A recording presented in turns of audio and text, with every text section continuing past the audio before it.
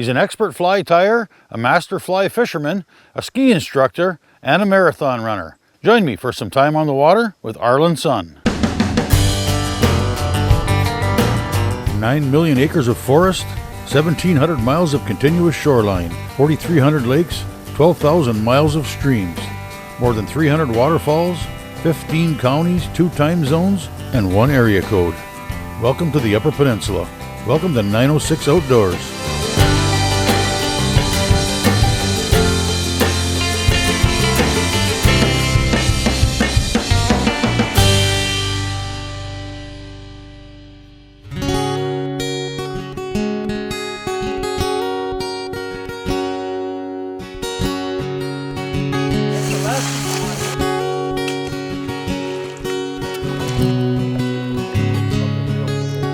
I first met Arlen Sun at a fly tying workshop a while back, and then at a fly fishing clinic, where I got a bit of instruction on the do's and don'ts of fly fishing. And when that fish hits, bingo, you set him. We met again, but this time in a much more special place. This is a good brookie stretch right here. Always had good brookies right here. 100 yards of river that was special not so much for the fish that it held, but for the memories it held. As one thing I really appreciate my parents. My dad had me fishing when I was 11 years old. Down here with a pair of old mining wading boots. hard rubber. But I'll tell you what, we had a lot of fun in this river. And today, just to come out here and catch a few of these little brookies is just all memories. Oh, there's one.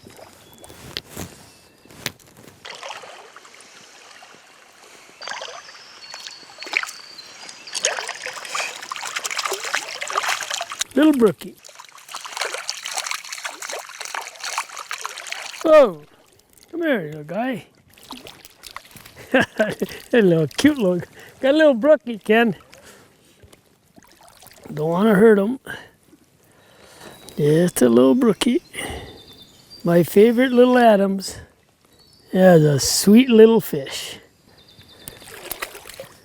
Ha ha ha, we caught a fish. Didn't expect it. Our whole family was into fly fishing, and we all enjoyed the same thing. It was our cousin, when he came home from the Second War, that was an avid trout fisherman, and he got us started.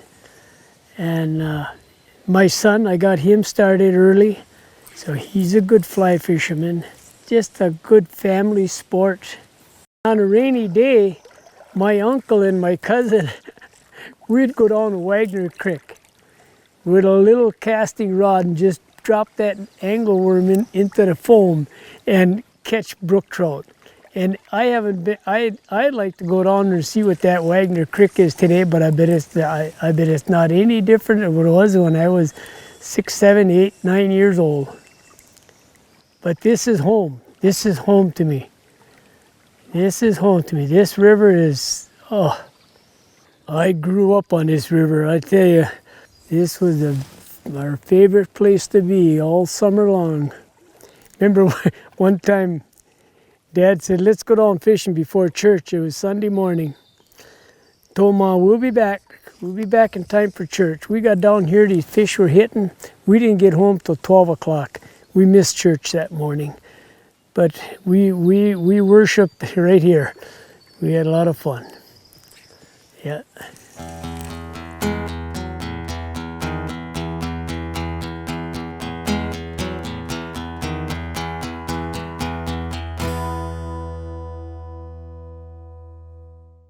.906 Outdoors is brought to you by Cooking Wild Seasonings. Make it fresh, make it yours.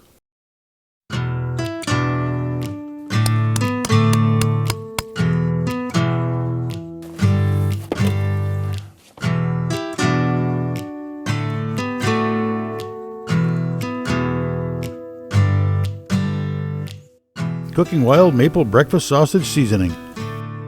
Made with 100% pure Upper Peninsula maple sugar. Get yours today at cookingwildseasonings.com.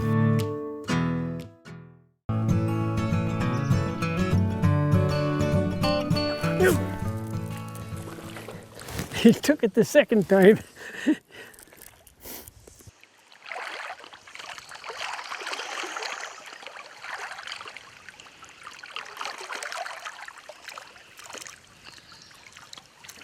Today, I am thrilled with what I have seen here. To see these little brookies feeding here today it sends chill bumps up my spine.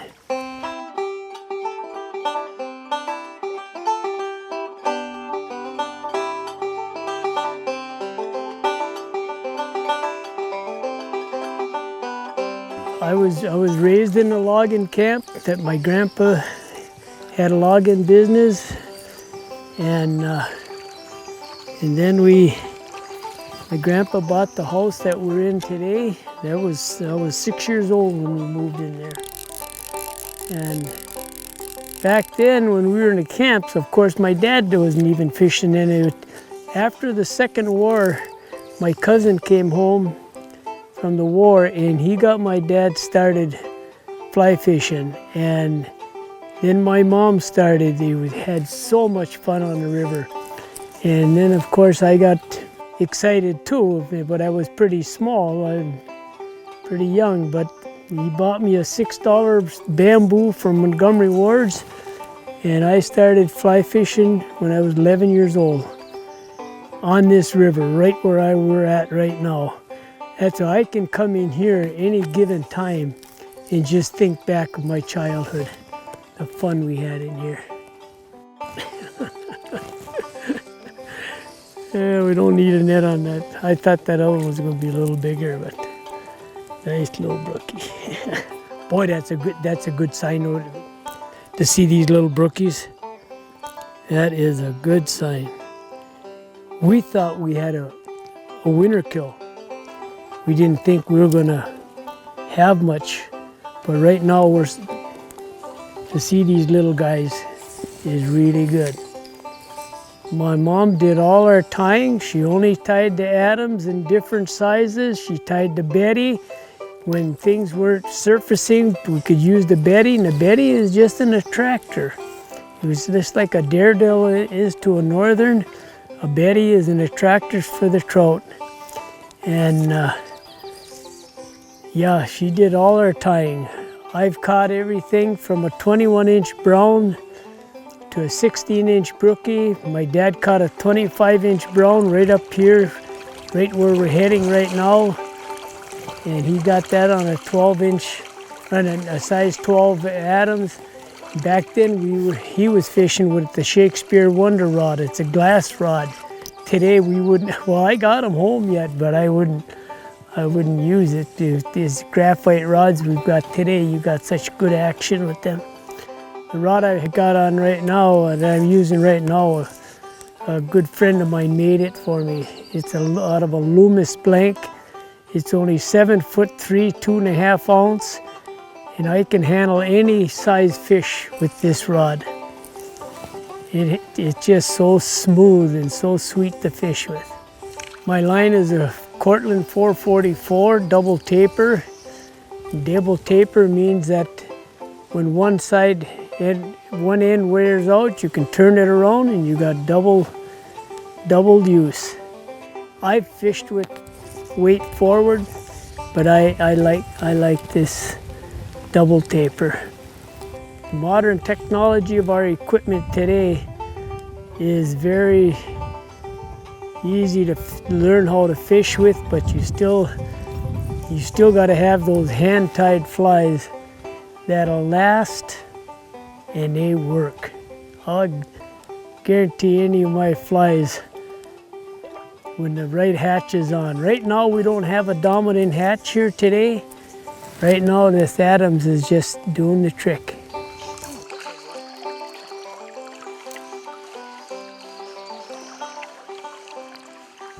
I started tying when I moved back home here 30 years ago, and my mom was still living and she got me started. And I also took a fly tying lesson with Mac McDonald up at the West Iron, and Bud Van Wagner, master tyer. Bud is gone now, but he got me into the finer stuff, and learning how to use the whip finish, and it just made it that much easier. Right now I'm tying about 45 different patterns. Gotten very well known just by the word of mouth. I've got guys coming from all over the country. They come up to the UP to fish these blue ribbon streams. And yeah, you know, when you tie your own flies and you go out on the river and catch one, it gives you just the excitement that you can't express. Yeah. And I got a wife that loves to see me enjoy, and she likes fish, and she does a very good job. If I catch a big brown, she bakes them in, and they're very good eating. I probably release 80% of my fish, but I still like to eat a few. You bet. Today's show is brought to you in part by Rapid River Knife Works, home of Michigan's largest custom knife factory showroom. Rapid River Knife Works is the largest custom knife factory showroom in Michigan. The 10,000 square foot showroom is awesome. Hunting knives, pocket knives, and kitchen knives. Watch your custom knife being made and engraved. Free laser engraving with your personal message or company logo. Lifetime warranty on every knife and free sharpening. Plus, visit Rapid River Knife Works gift shop for Stormy Cromer and RRK gear. Bring the family and visit Rapid River Knife Works today.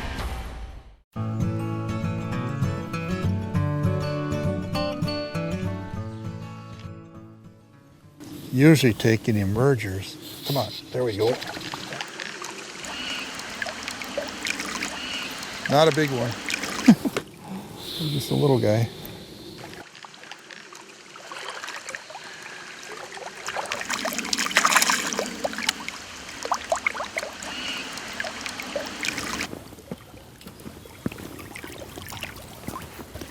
There you go. Looks like about an 8-incher, 7-8-incher. Nice little guy. There you go. Quick release.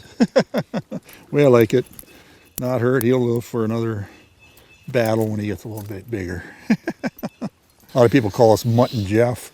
Me being about 6'4" and him being one of the smaller guys on there. But I tell you what, you can't keep up with him.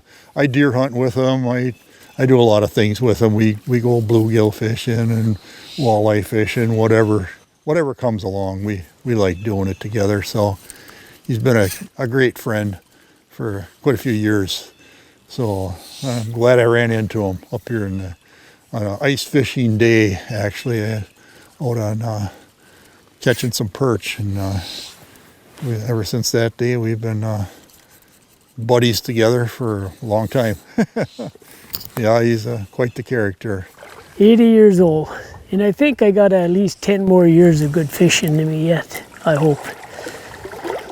I'm also a runner, so I've been pretty active for the last 45 years. I've been running for 45 years. I've got 75,000 miles on my legs, and I don't regret ever starting doing that, because it's kept me in shape and I can wade these waters. There's a lot of guys younger than I am that can't wade these rivers today, simply because they're just not, they don't have the legs, they're not in shape. Yeah, I teach skiing at Ski Brule. Yeah, I've been doing that for about 35 years. I guess you just gotta make up your mind to exercise, stay young. You don't wanna quit, you don't wanna get old. Good home cooking and keep you going.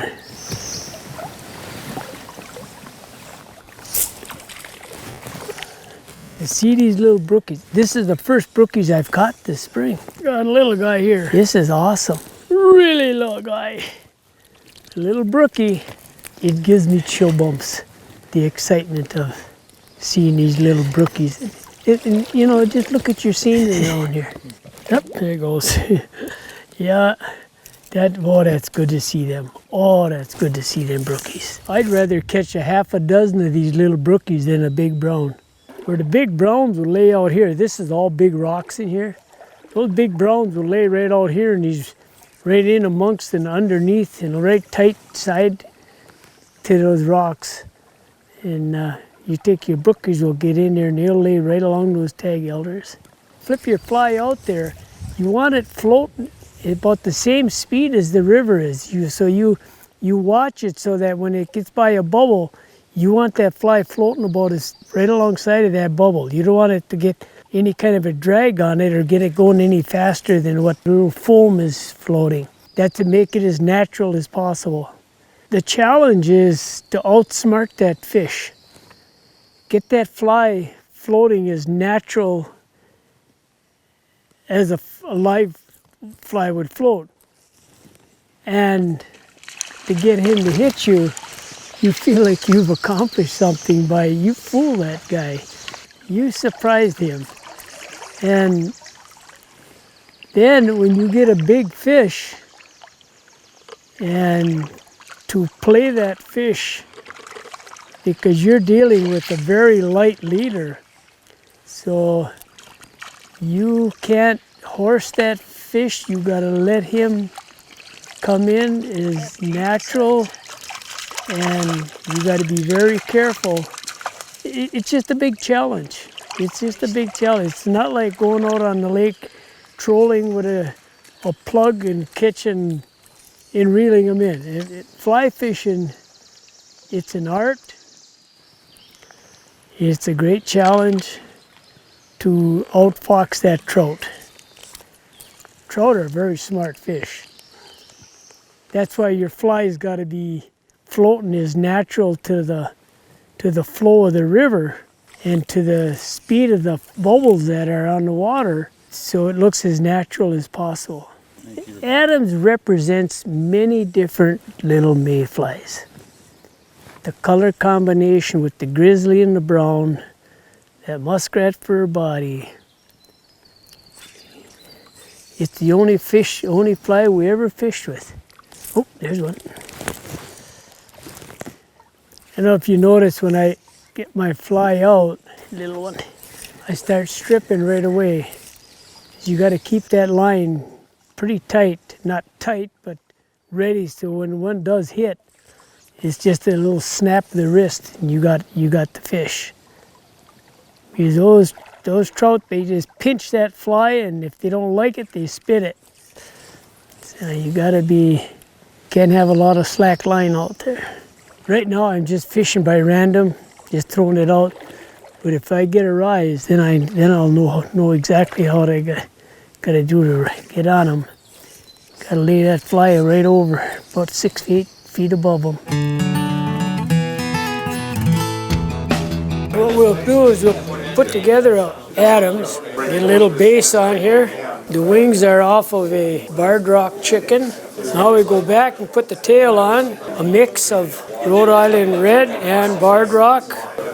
This is muskrat dubbing, or for the body, the hackle, to keep them afloat. Barred rock and Rhode Island red. Now we put the brown through. Now I make a little head on it, whip finish it off. Head cement on her so she doesn't come apart. That's the hottest fly in my fly box. 906 Outdoors is brought to you by Race Driven, your source for premier power sports products. Customer driven, quality driven, race driven. Get in touch with your adventurous side and find your drive with Race Driven. As an online retailer, dealership, and manufacturer, we can provide power sport enthusiasts with virtually any part or accessories for ATV, UTV, and motorcycles. Providing a variety of services including manufacturing, prototyping, and powder coating, Race Driven gets it all done right in Escanaba. Our highly experienced team will find you the best products to maximize your performance and keep you safe. Customer driven, quality driven, Race Driven.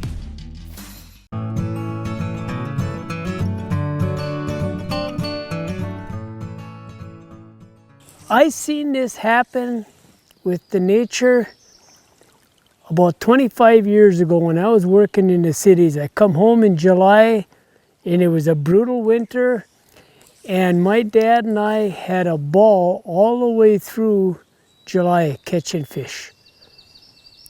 And this year I think it's going to be a duplicate of those memories. These fish are going to start coming alive right now, right on now, right through. what changes a river is what kind of winter you have and how long does it take to get those hatches out. This year, our brown drake hatch was like 3 weeks late. And I don't even think we're going to see a hex hatch this year. It's too late. Right now, the river is in probably as good a shape as it's going to be. This is perfect right now, just from what I experienced here today with these little brookies. You come out here in the evening now and fish into the dark, you're going to see some action on some bigger fish. Big browns don't generally feed too much during the day. They're night feeders. And the temperature right now is good. It's a little cool, but it's good for the river. Low water hurts the river. And this year we're not going to see that. We've got a lot of moisture. But I've seen the river gets down too low, then they migrate to bigger holes and a little more difficult to get them then.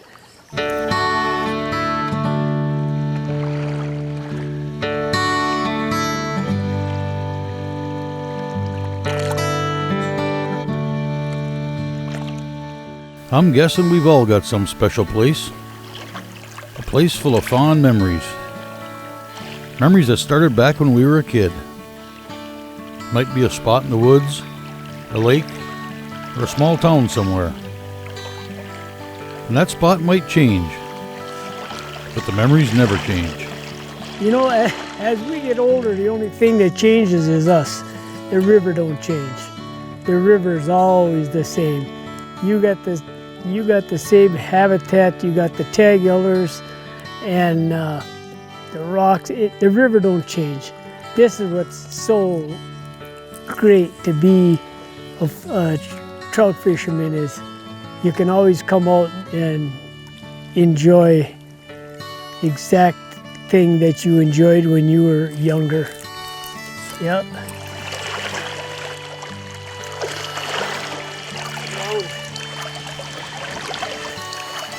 For Arlen, I'm pretty certain that special place is a river. This river. This river is home. This is paradise. This is so relaxing. You get on the river, you lose all thoughts of what's going on in the world, and you're just out here enjoying nature. Yeah, this is home sweet home here.